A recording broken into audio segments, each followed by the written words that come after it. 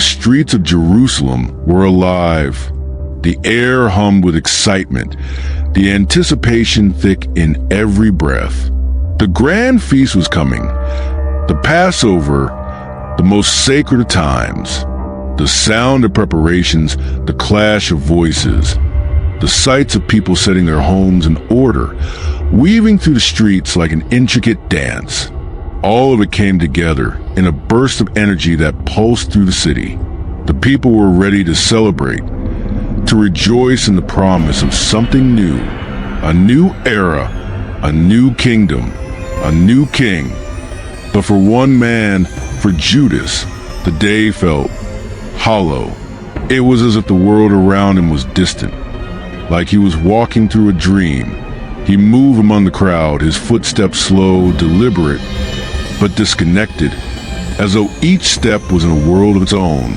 His eyes swept the faces around him, people filled with joy, with hope, but for him, none of it reached him.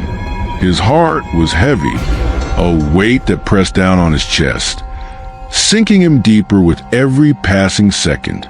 His mind wasn't there, caught somewhere far away from the music, the laughter, the celebration.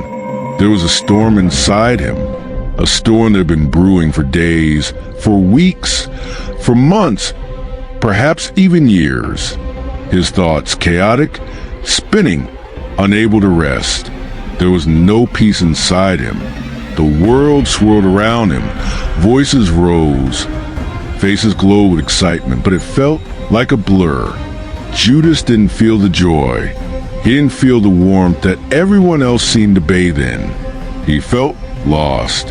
He passed through the streets, each face a reflection of a hope he no longer shared.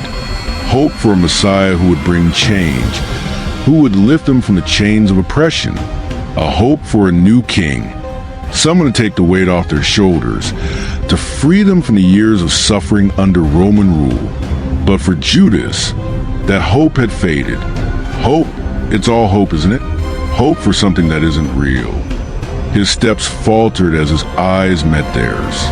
The faces of the crowd, they were filled with hope, dreams of a better world, a world they all believed in. But not Judas, not anymore. He had once shared that hope, hadn't he? He had once believed in that dream with everything in him. The promise of a kingdom where they could rise above the oppression that had crushed them all. He had believed in the vision of fiery revolution, the kind that would sweep across the land, burning away the chains and setting them free. But now, it was just dust in his hands. A dream that had crumbled to nothing. Jesus, the man he had followed so fervently, the man he had believed in with every ounce of his soul, was now speaking of something entirely different. Love, sacrifice, a kingdom that wasn't this world. A kingdom that, with each passing day, seemed to drift further and further beyond his grasp. I had faith, he muttered to himself. And now it's nothing. All of it nothing. His hands curled into fists, the knuckles white, his body trembling with the intensity of the feeling. His breath was shallow, each inhale stinging his chest.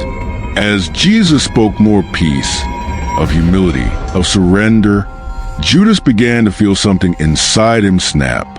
The certainty, the belief he had clung to for so long, began to crack, like a piece of glass that couldn't withstand the pressure anymore. Was this really the Messiah? Was he the Savior Judas had believed in so fiercely? Or was he just a man who had led them in circles, promising them everything but giving them nothing?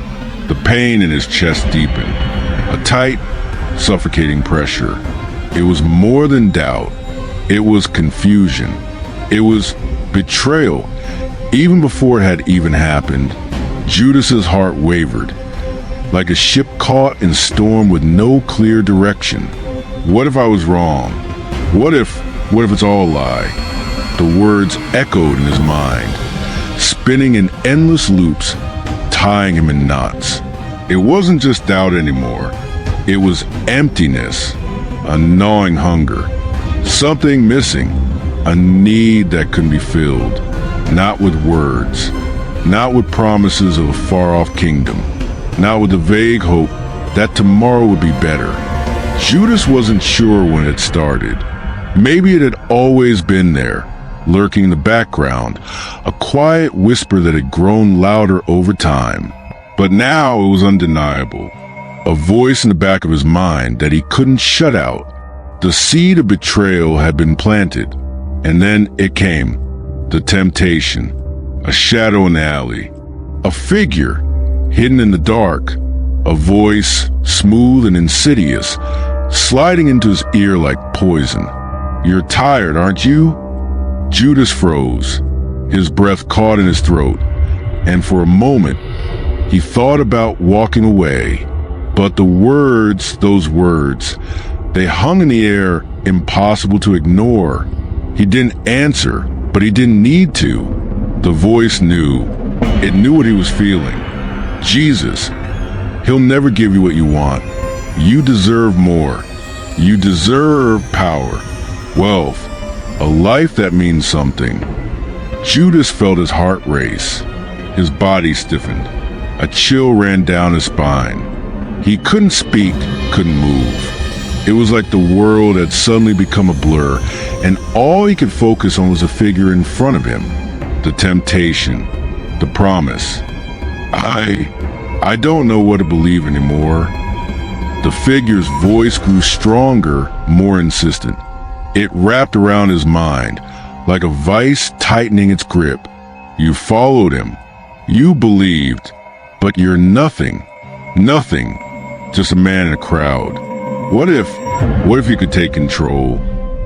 Judas's breath quickened. The voice echoed in his mind, louder now, filling every corner of his consciousness. What if the figure's words bled into his thoughts, and soon there was only one thing that mattered. 30 pieces of silver. Betray him, and you can have everything. It was like a dam breaking inside him. The floodgates opened. It wasn't a choice anymore. It was a need. It wasn't rational. It wasn't about doing the right thing. It was about wanting something, anything, to fill the emptiness. Why? Why does it feel so easy? Why does it feel like I have no choice? The coins lay before him, cold and heavy, and his fingers trembled as he reached for them. The weight of the silver felt like a release, like something he'd been holding on to for so long. Slipping away, his hand closed around the coins. He felt the coldness seep into his skin, deeper into his soul. Once I take this, I can't take it back. The moment his fingers closed around the silver, everything changed. There was no going back.